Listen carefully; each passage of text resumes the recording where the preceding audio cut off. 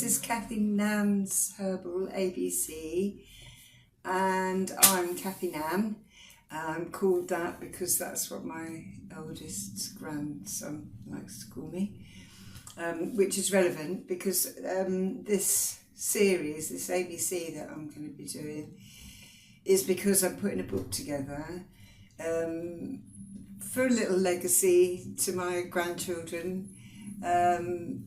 They've all learned a little bit, whether they wanted to or not, about herbs with their nanny, and actually have shown quite a lot of interest, and it's lovely to be able to pass on my little bit of knowledge. And that's what this is also about, is that I have got quite a lot of knowledge put together now, and I don't want it to go nowhere.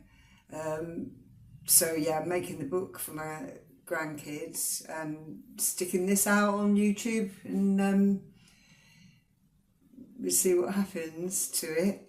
Yeah, it's about sharing my love of herbs and my faith in some of the remedies that we'll be talking about. And it's a two-way thing. So please feel free to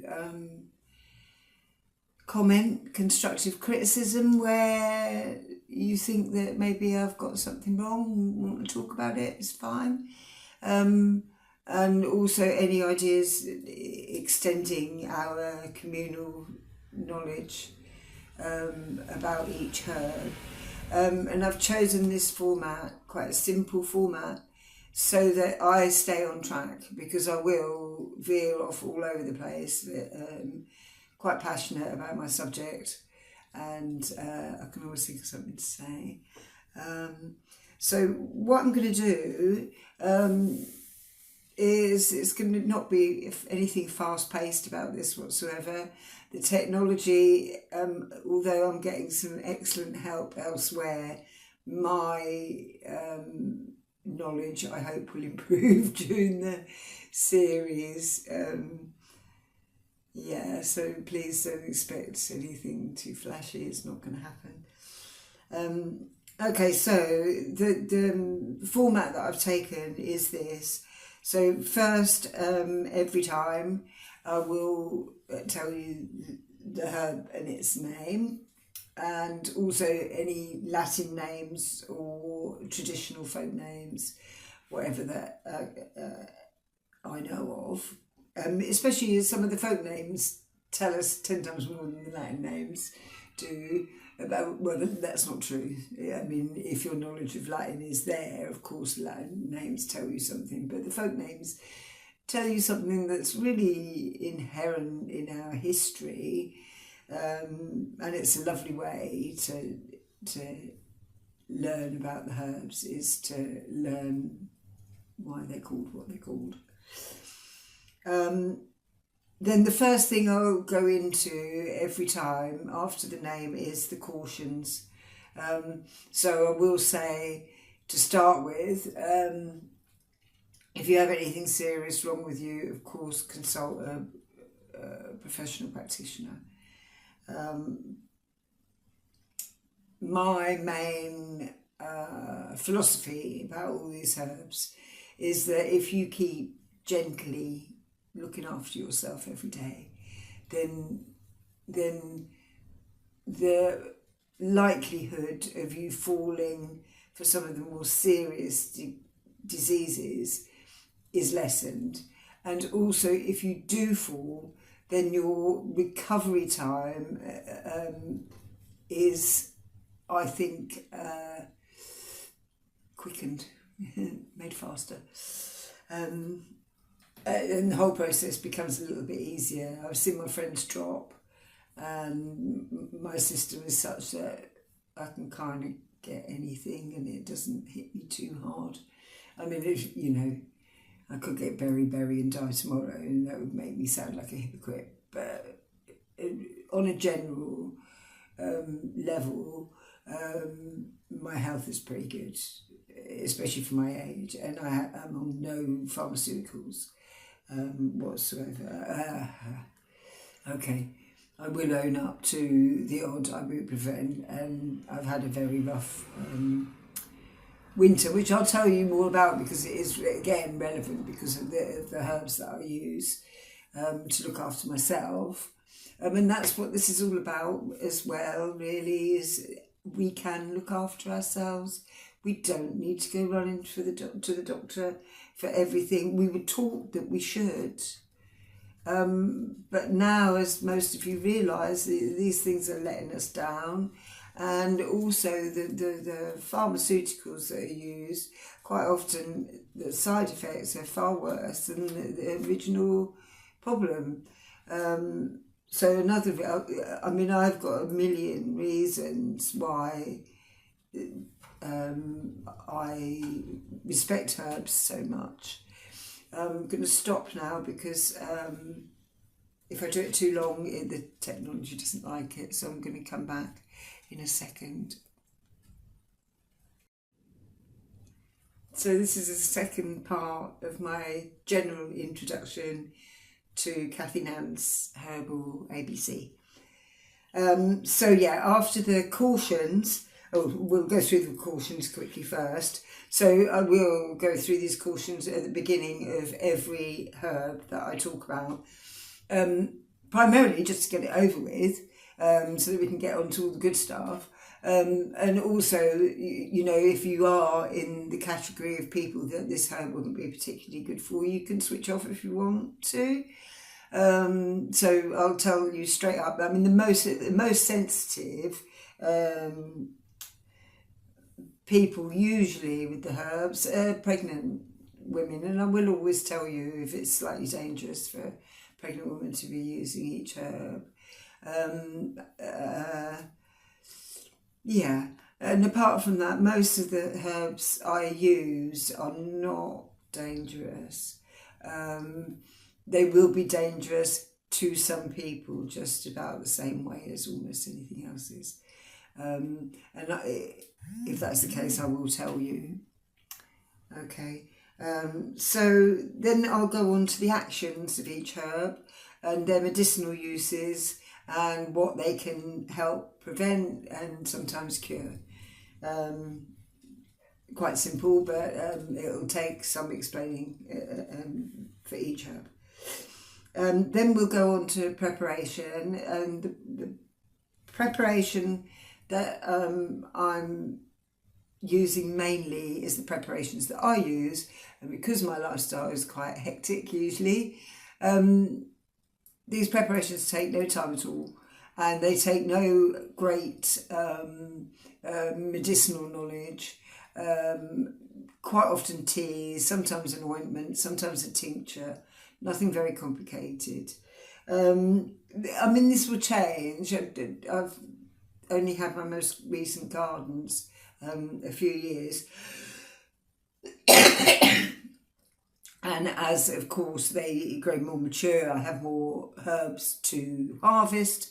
And so my ambitions on how to use those herbs are going to change.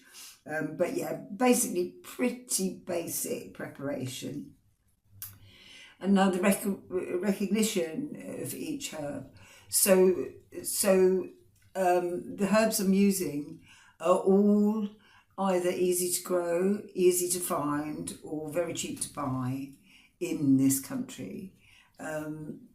This was my premise when I first started collating 5 years ago. Started to collate the knowledge I got from the course that I did, which covered everything, Ayurvedic and Chinese, which is all wonderful. And I can certainly chat about that sort of thing. But I wanted this first alphabet anyway to be totally about stuff that you can do yourself and that involve very little money. Mainly because I learned about herbs because I was a single mum of 3 kids, because the doctors was a long way away, because I had become disillusioned completely with the pharmaceutical industry, especially in the face of what the treatments they were trying to give me for my children. And that was when I genned up and started looking at alternatives, as did many, many, many, many of us. I certainly wasn't alone. But I've kept at it. And being quite extreme in nature, I wanted to delve into exactly how we could look after ourselves. And I'm kind of spent the rest of my life doing that, really, more or less. So after recognition, which will help you with planting, but also, of course, foraging, we'll go on to how to grow these herbs, most of which I will have some experience of.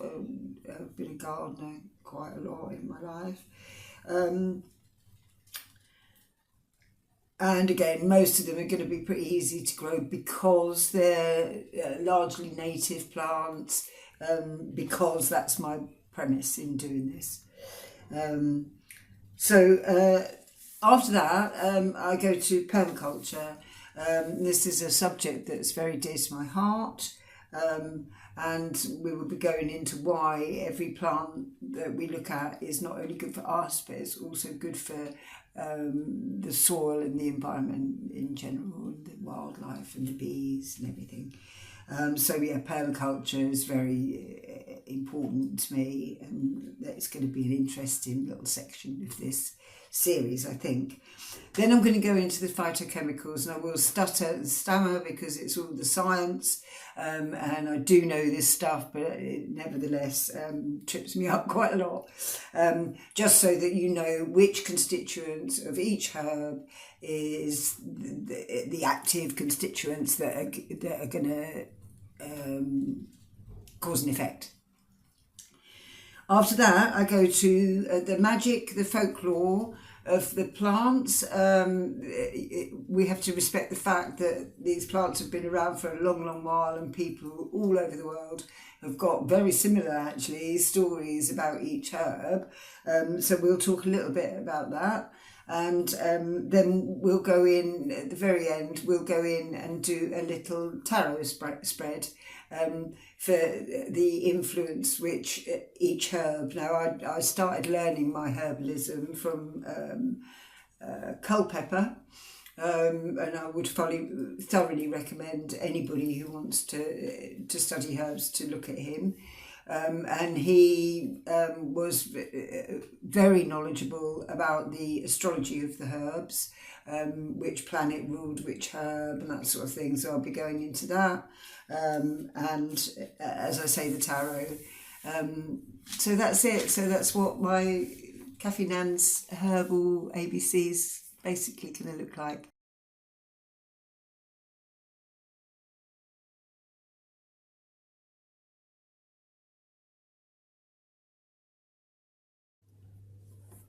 Hi everybody, welcome to Y is for Yarrow on Cathynan's Herbal ABC, and I'm very proud to say we've got to the end. There is no Z.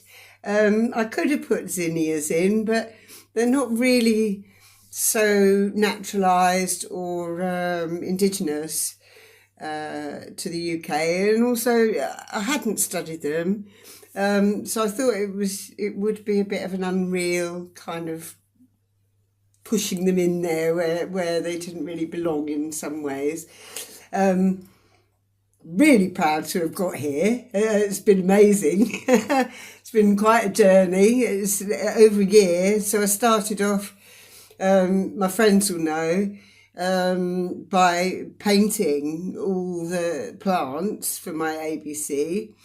And then back through and doing more research. So I had all the kind of herbal knowledge and the chemical knowledge and the actions. I had all that pretty much done, and I'd paired the course that I did down to, which was on Udemy if anybody's interested, and it was called the Master Herbalist course, something like that.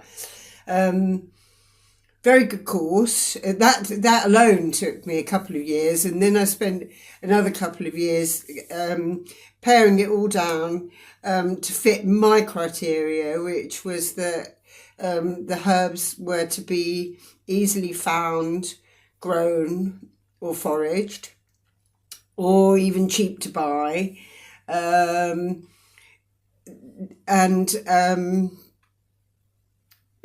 basically English, so that UK anyway, but most of them are pretty English really, so that people that don't have a lot of money, don't have access to health food shops and that sort of thing, could use and grow these things if they wanted to. And I've pretty much stuck to that criteria. I also wanted feedback, and disappointingly I haven't really had any feedback. I don't know particularly why that is. Perhaps someone could tell me. But apart from that, I've kind of stuck to my original remit. And I'm sure I'll find something else to say about it when I'm talking. So I have glasses on a chain now, which have proved very helpful, because my glasses are cheap, but I lose them really regularly. So I'm glad to have them on the chain.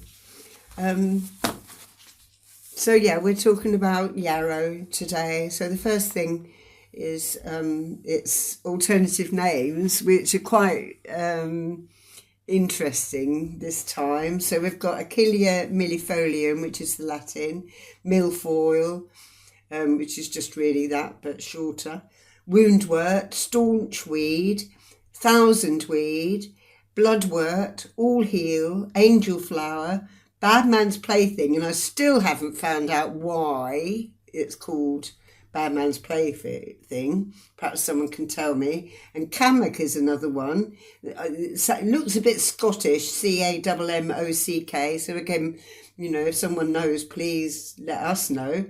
The devil's nettle. That will become clear as we look at the magic later on. Herb militaris, which will also come clear.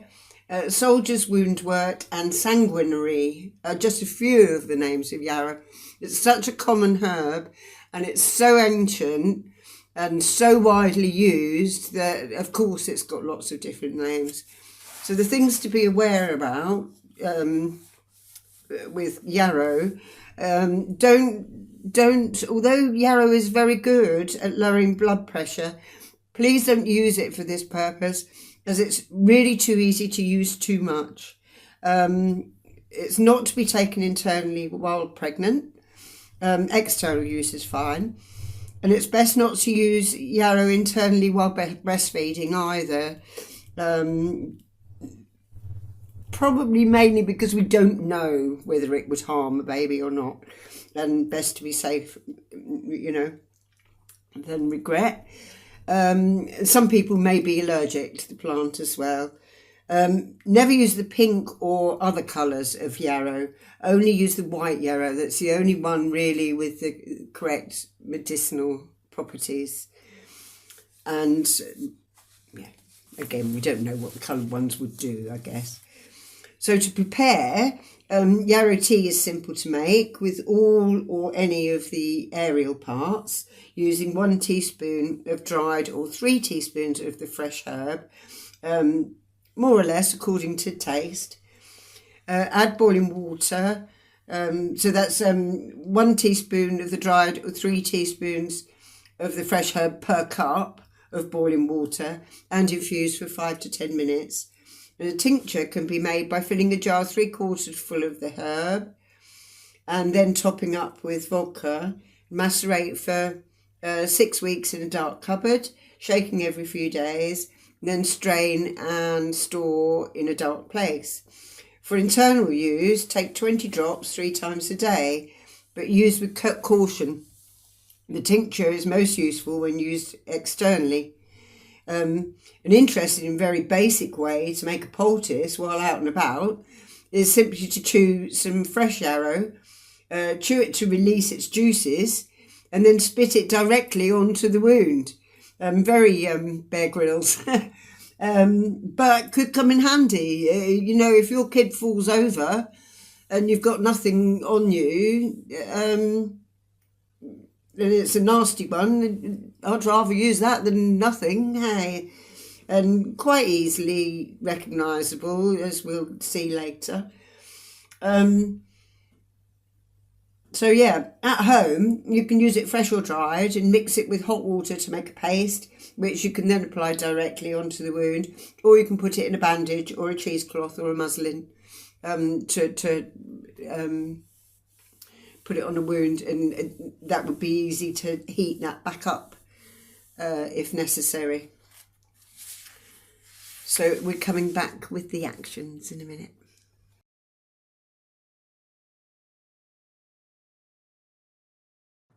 So yeah, the actions of yarrow. It's an effective emmenagogue. This means that it stimulates and increases the flow of menstrual blood. Yarrow is all about the blood. This is why we've got a couple of bloodwort and sanguinary. Sanguine is blood related word. So it stimulates and increases the flow of menstrual blood, which is really good for teenagers when they're having really trouble with their periods. So it's great for scanty or absent periods, which we know as amenorrhea. It's antispasmodic, so it relaxes muscles that are inclined to spasms. The poultices are very helpful in cases of bruising and or bleeding. It's an astringent, so it shrinks or contracts the body tissues. It's a bitter tonic, which can promote appetite and digestion. It lowers blood pressure, but as mentioned, this is not always beneficial and can be detrimental. Yarrow can reduce fever, and it's anti-asthma. It's also carminative, which means it can relieve flatulence or farting. Always comes in handy. Stop yourself farting a little bit. Used externally, yarrow is particularly effective as a healer of wounds, as well as regulating menstrual cycles and increasing the flow of menstrual blood. Yarrow can be helpful in venous problems. That's problems related to your veins, and with other issues related to blood. It has also been universally recognised for centuries as a staunch for bleeding wounds. Okay, we're going to come back with the recognise, forage and grow.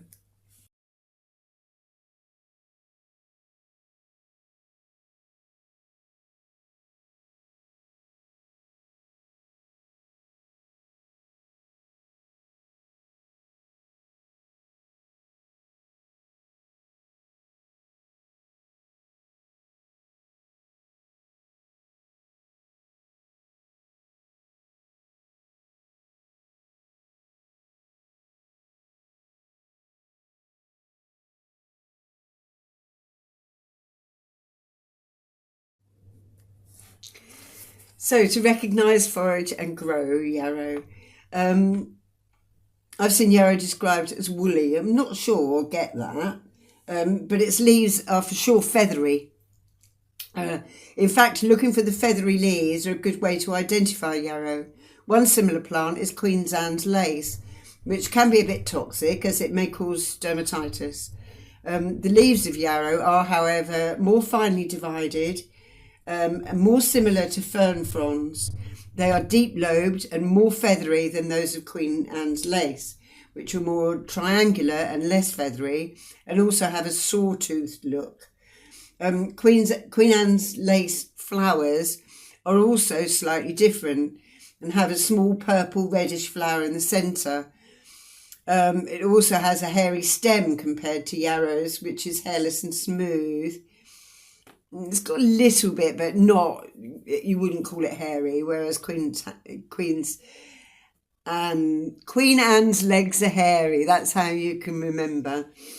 So Queen Anne's lace's stem often has a bit of a reddish tinge as well, and grows up to 4 feet tall, 1.2 metres, which is much taller than yarrow.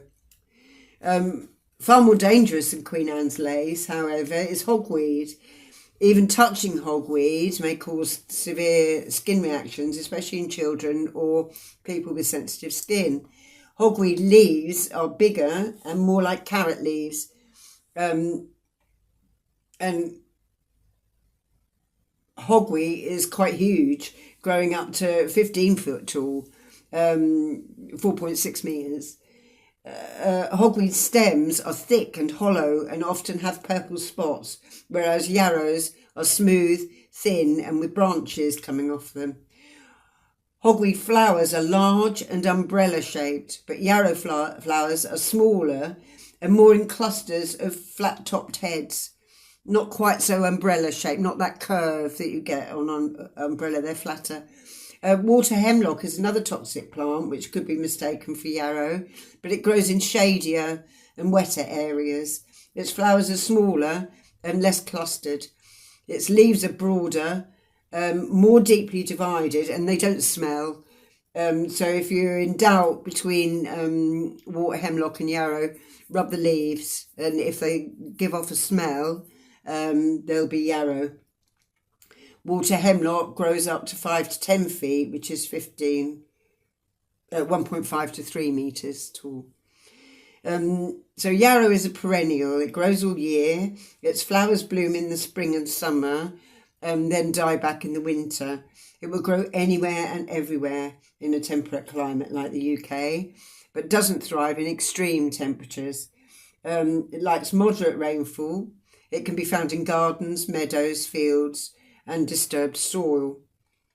It's very common, but is most at home in grasslands. The leaves are alternate with leaflets either side of the midrib. The flowers are white to light pink. We're not looking for any other colour, as they aren't medically valuable, as we said. Yarrow develops dense mats and is a creeper. The flowers should be picked while in full bloom and hung upside down to dry. Yarrow needs a sunny location if you're going to grow it. It will grow leggy if you put it in even partial shade, but definitely not in shade. It needs well-drained soil and should not be constantly wet.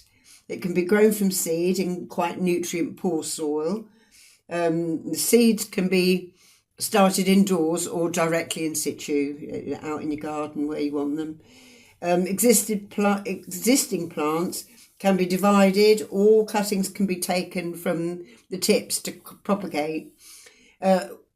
Water the plants regularly until they're established, and cut plants low to stop them from becoming invasive, because it's a strong plant and it can take over a garden.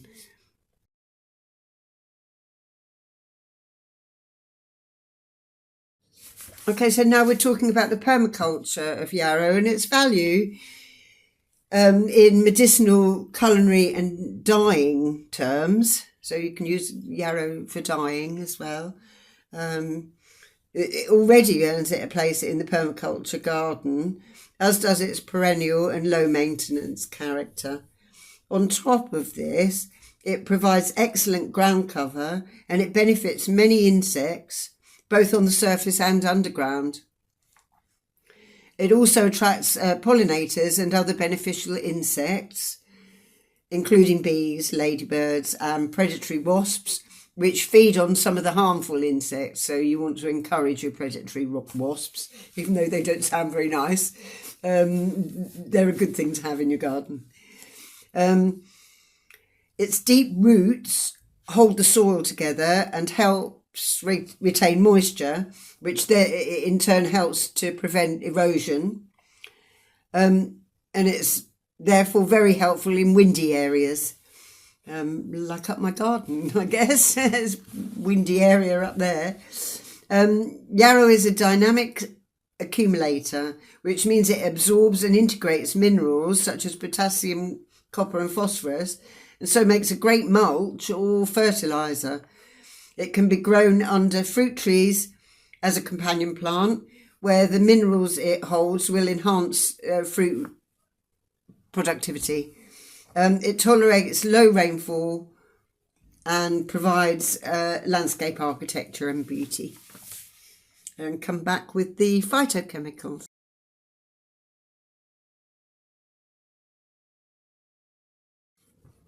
So the phytochemicals of yarrow, the main active constituents of yarrow are flavonoids, triterpenes, salicylic acid, coumarins, tannins. It's 4% betaine and high amounts of cineol. So flavonoids, to start with, are found in many plants, especially berries, but also tea and wine. Plants need flavonoids to attract pollinators and to fight off infections. Flavonoids give some fruit and vegetables their deep, rich colours. They are beneficial to people by reducing the risk of cardiovascular diseases, diabetes, and some forms of cancer. Triterpenes are a class of terpenes composed of 6 isoprene units. They're found particularly in apples, reishi mushrooms, olives and olive oil, holy basil or tulsi, rosemary, blueberries, cranberries, grapes, dandelion greens, which I'll always promote the use of dandelions, turmeric, licorice root, sea buckthorn, ginseng, and of course yarrow. Triterpenes are very beneficial for problems relating to the liver. They reduce inflammation, help the detoxification process. They help reduce obesity. They can prevent diabetes. They can prevent arteriosclerosis, which is narrowing of the arteries, which may cause heart attacks or strokes. And they prevent hyperlipidemia, which is high levels of fat in the blood. Salicylic acid is an organic compound which is colourless, bitter tasting and solid. It's found in bananas, Brussels sprouts, oatmeal, raspberries, lentils, green apples, pears, curry powder and yarrow. It's very beneficial for the skin, but too much can cause irritations or even headaches, nausea, etc. But you'd have to eat a hell of a lot of bananas or to suffer from that, you know. Coumarins smell like vanilla. They're organic compounds found in many plants and foods, including olive oil, coffee, nuts, wine and tea. Coumarins consumed as part of a diet are beneficial against tumours and inflammation. They are antibacterial and antifungal and improve hair and skin health. Tannins are bitter, astringent polyphenols. They're found in grapes, tea, coffee, wine, chocolate, cranberries, blueberries, blackberries, plums, strawberries, pomegranates, rhubarb, squash, nuts, legumes, e.g. beans, chickpeas and lentils, and herbs like cloves, tarragon, cumin, thyme, vanilla, cinnamon, etc. They are antioxidant, which improves cardiovascular health, anti-inflammatory and digestive. Betaine is a crystalline compound found in many plant juices, baked products, vegetables, grains and pasta. Betaine helps liver function, joint health, keeps your cholesterol healthy, prevents ulcers and heart disease, and encourages muscle mass. Cineol, aka eucalyptol, is a terpene with antimicrobial and anti-inflammatory properties. It's antioxidant and anti-cancer. And then we'll come back with the magic.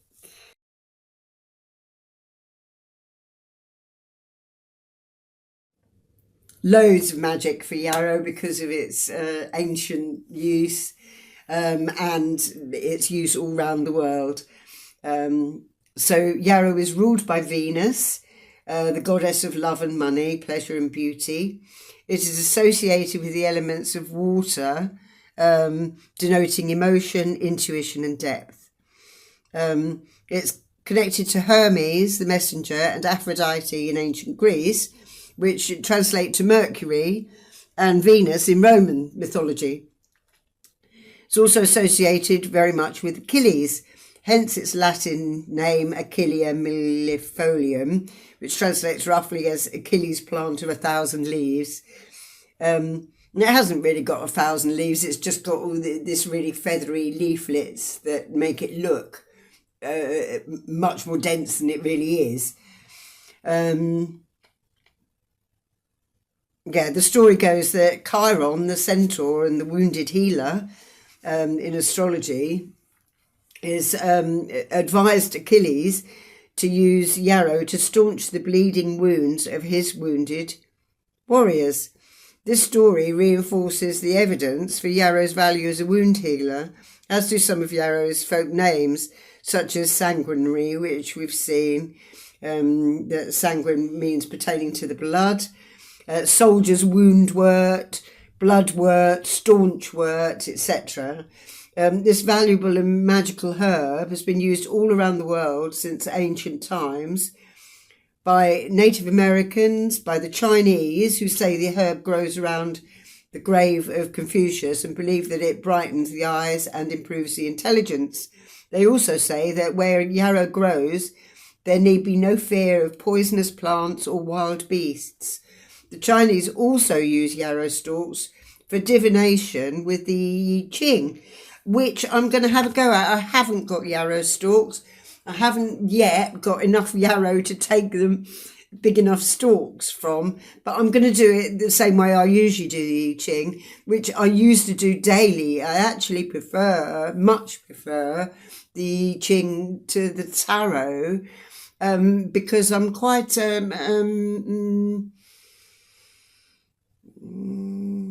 what would you say, down to earth, pragmatic kind of soul. And what I mainly want to do with my life is get through every day without having unnecessary conflict, and know that I'm doing more or less the right thing. And the I Ching is great for that.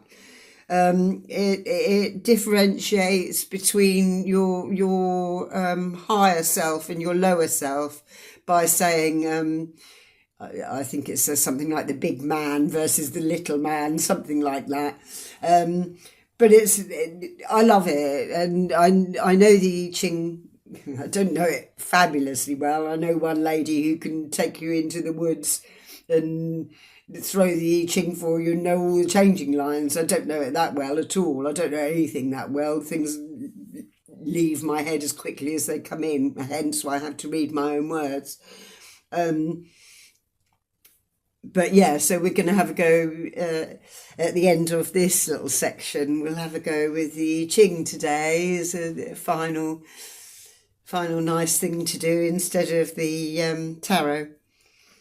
In medieval Britain, yarrow was used to either summon the devil or to drive him away. So that's why it's called the devil's plaything, I think. Is it the devil's plaything? Something like that. So that's why. So you can either summon him if you were so inclined, and I'd say it's a pretty foolish person that wants to do that. Or you can send him away with your yarrow. So that was medieval Britain. And for exorcisms as well. The Victorians used it for victory in war and for healing. Yarrow has also been used for divine protection, love divinations, weather predictions, spiritual communication and psychic abilities. It can be made into incense or oil to cleanse auras. It can be included in a dream pillow to encourage prophetic dreams.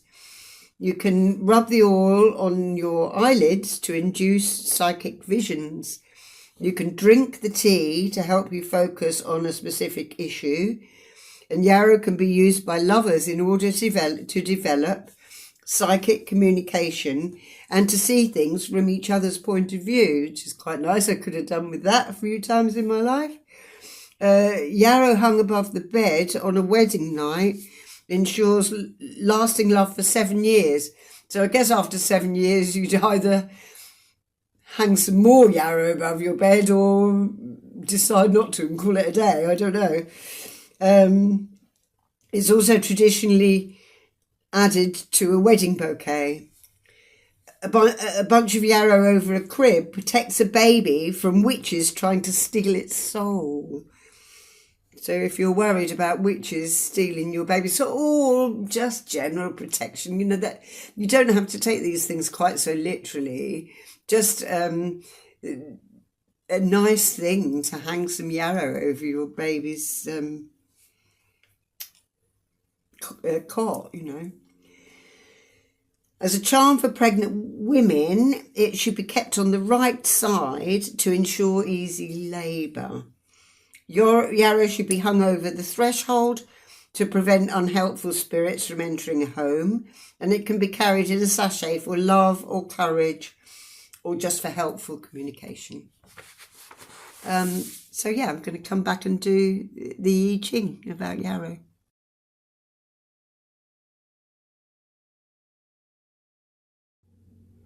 Okay, so as I said, I'm going to, because the yarrow stalks were traditionally used for the I Ching, I'm going to do the main reading with the I Ching today. However, I have found that my trusty Herbal Tarot by Michael Tierra and Candice Cathynan has yarrow as the Ace of Wands, which has little to do with Venus, Mercury or water. So much more to do with the element of fire, the Ace of Wands. But I'll read it. It says here, the Ace of Wands, a hand emerges from the clouds, embracing a wand and a sprig of yarrow. The life force of the spirit is fully acknowledged and accepted. The shafts of light are the inner illumination that one can experience. It's time for revelation and enlightenment. Be willing to face the truth, whatever it may be. The card also represents triumph and success of an endeavour or project. Or maybe it's talking about the end of my project then. All one needs to do, it's not the end of my project, I must say. So this was just a little bit of what I've been studying.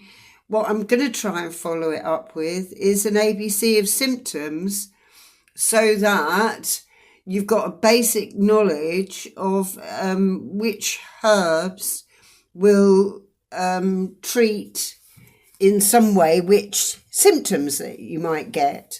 Which I think would probably be of great use to you. It might not be that entertaining, but it'll be like an index in the bottom, at the back of a book. If I wrote my ABC, which I have done, I've made a book of my ABC, but at the back of that book, and more, because I will be talking about many more herbs, it'll be a kind of index so you can quickly look up A for arthritis or whatever that your particular symptom is, so that you can have at least a rounded idea of what herbs might be good for that. It won't go into detail, and I won't be saying this one's dangerous and that one's not. I'll probably just be giving you a list. Anyway, we'll see. We'll see. We'll get to the end of this one first, and I'll see how I haven't entirely got my head around how I'm going to do it yet, but I'm working on it. So yeah, be willing to face the truth, whatever it may be, the end of an endeavour or project. All one needs to do to be assured of a success is to learn the power of consistency in endeavour, to pace oneself accordingly, and to follow an enterprise through to completion. So the spiritual properties of yarrow. Yarrow has the capacity to open the mind and the seventh chakra to inspirations and revelations from spirit. It is cleansing to the body and the aura, and will offer protection against invasive thought forms. One will hear one's own internal music more clearly as the blockages are cleared. The medicinal properties, long associated with the divinatory I Ching of the Chinese, yarrow is a common wayside herb found in diverse areas of the world. As we've seen, it is assigned to this ace because it promotes warmth and circulation throughout the body and throughout one's being. The leaves and blossoms promote sweating for the treatment of fevers, colds and flu. They aid digestion, relieve menstrual cramps, staunch bleeding, and generally assist blood circulation through the body. For fevers, they can be combined with elderflowers, peppermint, boneset, cayenne and ginger. For high blood pressure, yarrow is combined with hawthorn flowers, linden flowers and European mistletoe. But as we said, there is that danger of using too much. So that's what this lovely book, The Spirit of Herbs, A Guide to the Herbal Tarot, says about yarrow. And also my other book, The Herbal Astrology Pocket Oracle. So this also goes with my astrological oracle of herbs. And this one agrees with the rulership of Venus. And in this one, yarrow is associated with harmony. In its upright, it's about equilibrium, balance, discernment, nourished psychic shield, divinatory empathy and sensitivity. But reversed, it can be imbalanced, emotionally drained, lack of boundaries, overly sensitive, self-critical and nearing burnout. So the Latin name for yarrow comes from the hero of Greek myth Achilles, as we said about the Trojan War, and him giving yarrow to his soldiers. So it's embraced back thousands of years. Used in Ayurveda, traditional Chinese medicine and Native American practices. In Spain, a 50,000-year-old Neanderthal skull was found with traces of yarrow in their teeth.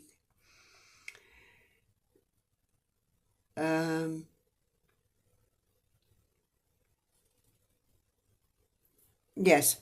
So yes, and it repeats this thing about the devil's nettle, the devil's plaything in European traditions, because it was one of the herbs dedicated to the evil one and used for divination spells. Ruled by Venus, yarrow is said to provide relief from patterns of disharmony and helps to cleanse one of unhealthy sorrow or trickling depression. Yarrow embodies harmony, a key concept of Venusian symbology.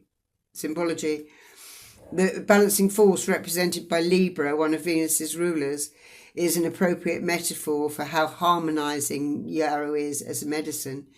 Venus, as the archetypal manifestation of beauty and aesthetics, also represents self-love, unity and empathy.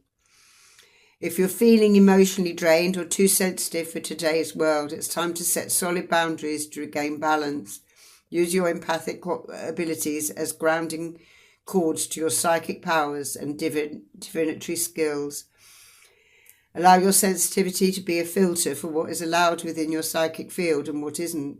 Like the magic of the white heron, move slowly with precision as you navigate emotional waters. Heron teaches us the power of self-reflection as a way to transcend judgmental projections and low self-worth. Draw clear boundaries and examine yourself from a detached perspective. Don't blame situations or others as a reason to remain stuck. Yarrow's white light teaches us the power of shielding while remaining gentle in the process of self-discovery. How lovely. So we're going to go along to the I Ching, the I Ching, I should say. I said it wrong for years before I learned how to say it properly. I Ching. I'm not entirely sure I'm saying it properly still, but near enough, I guess. So I don't have yarrow stalks, as I said, so I'm using 350p's. So just play with them for a little while, and then I will throw them 6 times and write down. I'll see if I can do it within your sight so it makes some kind of sense to you. And I'll try and explain what I'm doing while I'm doing it. And I have one very, very old book with no covers left on it. I got this book new, I think. So it's testament to how much I've used it. I was using it, as I said, completely daily at one time when I was very unsure of myself. It's got a foreword written by Jung and a translator's note. The guy who wrote this version is called Richard Wilhelm, if you're going to look for this version. And I'll try and remember to put that in the comments for you when I make when we publish the video. I'm going to stop and start again because I'm up to 9 minutes already, and I don't want to get carried away and then have to stop in the middle. So I'll just stop and start.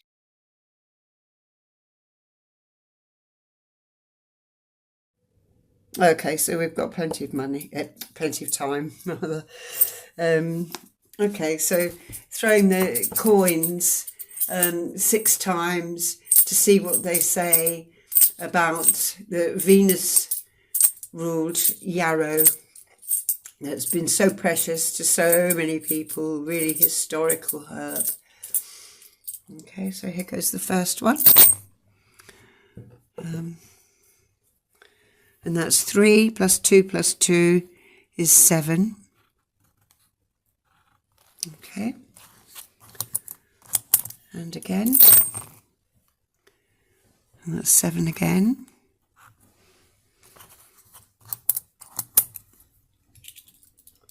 and 8 this one, so 3 plus 3 plus 2. And so the 7s are both positive, yang, and the 8 is negative, yin. And we've got another 8 there. I'm hoping to get a changing line just to show you what, but you know, it's going to tell me what it wants to tell me. It's not bothered about what I'm trying to demonstrate, really. So another one for yarrow. That's another 8.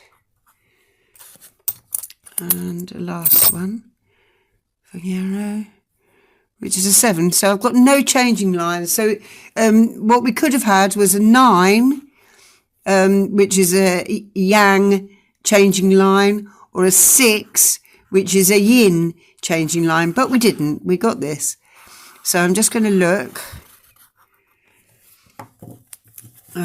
in my little book, because I've lost the I Ching chart of my bigger book. So yeah, it's the Book of Change, and it's on the premise that everything's always changing. And in this little book, which I'll show you in a minute, so we've got the 2 solid lines, and then on top of them the divided line, which means lake for the lower trigram. These are called trigrams. Each set of 3 is called a trigram. And then for the upper trigram, we've got the 2 broken lines, the 2 8s, and then the solid line at the top, which means mountain. So we've got lake and mountain, and it's number 41. And this is where I go to my big book. I'll just show you this so it makes sense to you. So there's lake, the bottom trigram, and then here's mountain, the top trigram, and they meet at number 41. So that's why we're looking at 41, and no changing lines. So if we had changing lines, we would look up each of those lines, and also we would look at the hexagram that the changing lines would lead to. So if you changed the changing lines, then it would lead to this a new hexagram, but we haven't got that today. We've just got this. And this hexagram is called sun. It doesn't mean our sun. It's Chinese word, so I don't know what it means. But sun, well, I do know what it means, because sun means decrease. So it's about things decreasing. And we've got above is Ken, keeping still or mountain, and below is Tui, the joyous or lake. So, and then you can see the Chinese symbol for this sun decrease, that these two trigrams, Ken and Tui, make sun. Okay, so this hexagram represents a decrease of the lower trigram in favour of the upper, because the third line, originally strong, has moved up to the top, and the top line, originally weak, has replaced it. What is below, I will say, I still don't understand everything they're talking about, but I've used the I Ching so much that I know how to read it and how to interpret it, but still not everything. So what is below, this is what that first bit actually means, is what is below is decreased to the benefit of what is above. This is out and out decrease. If the foundations of a building are decreased in strength and the upper walls are strengthened, the whole structure loses its stability. Likewise, a decrease in the prosperity of the people in favour of the government is out and out decrease. How pertinent for the governments of today. This is exactly what's happening, and it's exactly what causes the fall of a civilization, when the foundations are decreased in order to increase this top few people. And the entire theme of the hexagram is directed to show how this shift of wealth can take place without causing the sources of wealth in the nation and its lower classes to fail. So the judgment, decrease combined with sincerity brings out supreme good fortune without blame. One may be persevering in this. It furthers one to undertake something. How is this to be carried out? One may use 2 small bowls for the sacrifice. Decrease does not, under all circumstances, mean something bad. Increase and decrease come in their own time. What matters here is to understand the time and not to try to cover up poverty with empty pretense. If a time of scanty resources brings out an inner truth, one must not feel ashamed of simplicity, for simplicity is then the very thing needed to provide inner strength for further undertakings. Indeed, there need be no concern if the outward beauty of the civilization, even the elaboration of religious forms, should have to suffer because of simplicity. One must draw on the strength of the inner attitude to compensate for what is lacking in externals. Then the power of the content makes up for the simplicity of form. There is no need of presenting false appearances to God. Even with slender means, the sentiment of the heart can be expressed. So it's really about, this is a completely different kind of expression, but the expression fur coat, no knickers comes to mind. So you sacrifice, in hard times, you sacrifice the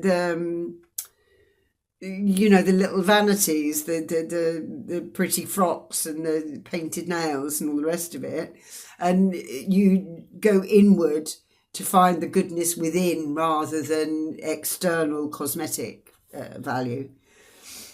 At the foot of the mountain, the lake. This is the image we're talking about now. So we've got our mountain keeping still, and the joyous is the lake. And here it says, at the foot of the mountain, the lake, the image of decrease. Thus the superior man controls his anger and restrains his instincts.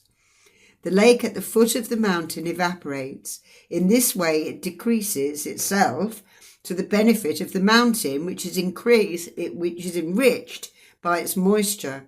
The mountain stands as a symbol of a stubborn strength that can harden into anger. The lake is the symbol of unchecked gaiety that can develop into passionate drives at the expense of the life forces. Therefore, decrease is necessary. Anger must be decreased by keeping still, and the instincts must be curbed by restriction. By this decrease of the lower powers of the psyche, the higher aspects of the soul are enriched. And that's a lovely one for Yarrow, which is about Venus and beauty.